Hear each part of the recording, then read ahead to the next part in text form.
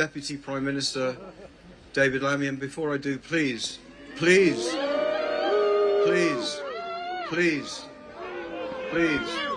know how we all feel. We know how we all feel. Go to Palestine! Shame on you! Shame on you! Go to Palestine! Leave us alone! Lammy faces fury at Manchester synagogue attack vigil. If you're interested in the unfiltered truth about UK politics and the tensions tearing through our communities, make sure you're subscribed to UK Connors. Hit that button now, because what you're about to hear is the kind of story that mainstream media glosses over. But we don't do glossing over here. Manchester, a city that knows terrorism all too well. A city that stood defiant after the arena bombing, that held its head high through unspeakable tragedy. And now, once again, Manchester finds itself mourning. 2 people dead at Heaton Park Synagogue on Yom Kippur, the holiest day in the Jewish calendar. A knife-wielding terrorist attempting to storm a place of worship. Armed police responding. Chaos. Tragedy. And in the aftermath, a vigil meant to unite a grieving community. But unity? That's not quite what happened when David Lammy turned up to speak. Picture the scene. Mourners gathered, raw with grief, seeking solace and solidarity. The Deputy Prime Minister steps forward to address them. And then it starts. The heckling. The chanting. Shame on you. You have blood on your hands. Go to Palestine. You are not welcome here. This wasn't some fringe protest, some orchestrated disruption. These were ordinary people, members of the Jewish community and their supporters, who looked at David Lammy and saw not a figure of comfort, but a symbol of a government they believe has failed them spectacularly. Lammy's speech was meant to be about standing together, about defiance against terror. He invoked his own connection to terrorism, his childhood friend James Adams, blown to pieces in the July 7th London bombings. A deeply personal, deeply tragic loss. And yet, even that couldn't cut through the anger in that room. When he asked those planning to march over the weekend to reflect, to stop and stand back out of human dignity, the crowd didn't nod in solemn agreement. They shouted back, "Tell them to stop." The frustration was palpable, the sense of abandonment unmistakable. Let's pause here and unpack what's really happening, because this isn't just about one vigil or one speech gone awry. This is about a community that feels under siege. Joanne Sheldon, 61, from Radcliffe, turned her back on Lammy the moment he began to speak. She didn't know he'd be there, and when she found out, her reaction was visceral. Why is he here? Jewish people don't feel safe in Britain now. That's not hyperbole. That's not exaggeration. That's a 61-year-old woman standing at a vigil for terror victims, saying she doesn't feel safe in her own country. Let that sink in. Her friend Haley Lawson, 49, went further. She said hatred is being stirred up by pro-Palestine marches. Now, before anyone jumps down my throat, let's be clear. Lawson isn't saying people don't have the right to protest. She's saying something far more pointed. She's asking why the focus, why the intensity, why the relentless mobilization around one conflict when others fade into the background. She mentioned Ukraine and Russia. Those marches came and went. Other global crises barely register.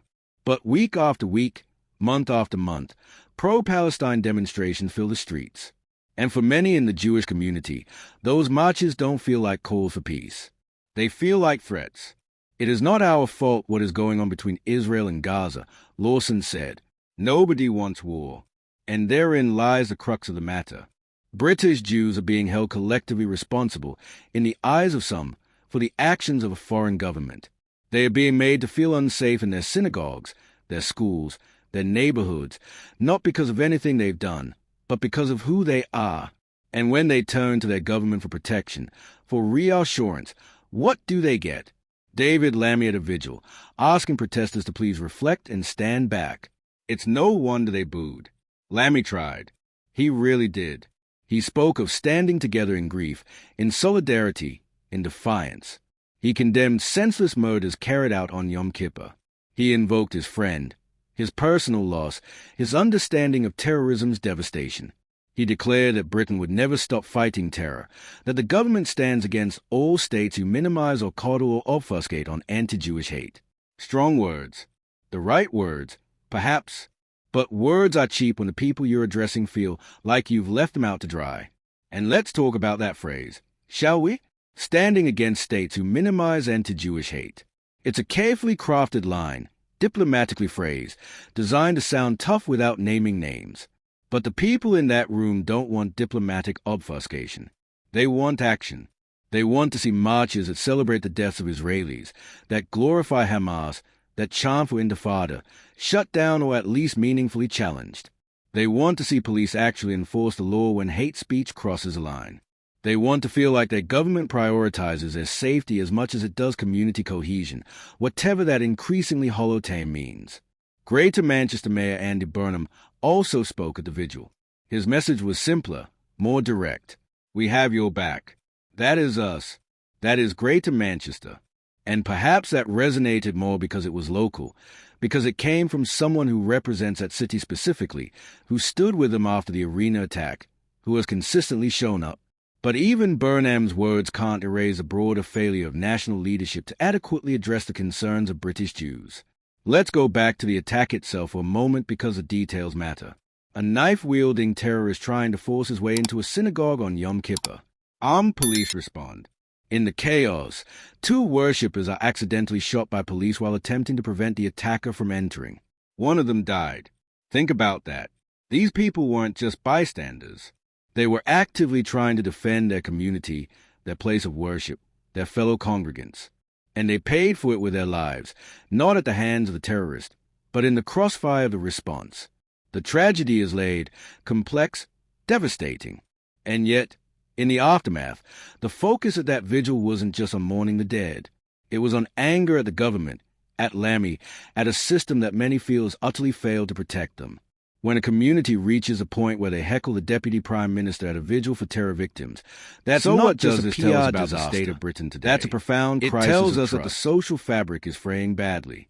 It tells us that communities feel abandoned, that identity politics has fractured our ability to stand together, that the government's attempts at balancing competing interests have left everyone feeling betrayed. The Jewish community looks at pro-Palestine marches and sees threat. The Muslim community looks at government rhetoric and sees demonization. The government looks at both and tries to thread an impossible needle, satisfying no one. David Lammy walked into that vigil hoping to offer comfort and solidarity. He walked out booed, heckled, told he had blood on his hands. Whether that's fair or not is almost beside the point. Perception is reality in politics, and the perception among many British Jews is that this government, like the ones before it, talks a good game on anti-Semitism but fails to deliver when it matters. They see marches they consider hateful allowed to proceed. They see rhetoric they find threatening go unchallenged. They see themselves as collateral damage in a broader political calculus that prioritizes not rocking the boat over protecting their safety. And the timing couldn't be more symbolically loaded.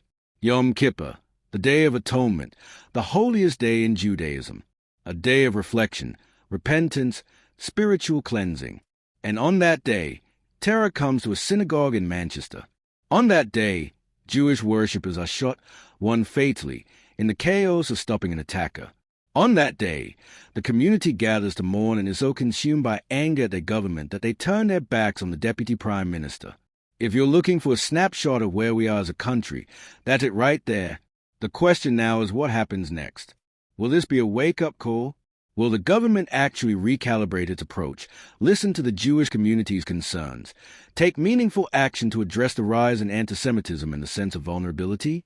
Or will this be another headline that fades, another vigil that gets forgotten, another moment of anger that dissipates without changing anything? If history is any guide, we shouldn't hold our breath. But here's the thing. These tensions aren't going away. The conflicts in the Middle East will continue. The protests will continue. The anger on all sides will continue, and British communities will continue to be caught in the middle, forced to navigate a landscape where identity, politics, and security intersect in increasingly volatile ways. David Lammy's reception of that vigil is a warning sign, a flashing red light that says things are not okay, that trust is broken, that the center is not holding. Manchester has been through hell before. The arena bombing tested the city's resolve, and it responded with extraordinary resilience and unity. But this feels different. This feels like fracture rather than unity, like division rather than coming together. When a community feels so alienated that it boos a deputy prime minister at a terror vigil, that's not just about Lammy. That's about a systemic failure to protect, to listen, to act. So here we are. 2 people dead. A community in mourning and in rage. A government scrambling to manage a crisis it helped create through inaction and equivocation. And the rest of us watching, wondering how much worse this has to get before something actually changes. The answer, I suspect, is quite a bit worse. Because Britain has become very good at talking about these problems and remarkably poor at solving them. David Lammy will go back to Westminster. The vigil will end. The headlines will move on. But the Jewish community will still be here, still feeling unsafe, still wondering why their government won't protect them with the same vigor it protects other communities. And that's the real story. Not the heckling, not the booing, but the deep, abiding sense of betrayal that drove it. If you want to stay ahead of the stories that matter, the ones that reveal the cracks in our politics and our society, subscribe to UK Connors. We don't shy away from the uncomfortable truths. We don't do sanitized narratives. We tell it like it is. So subscribe.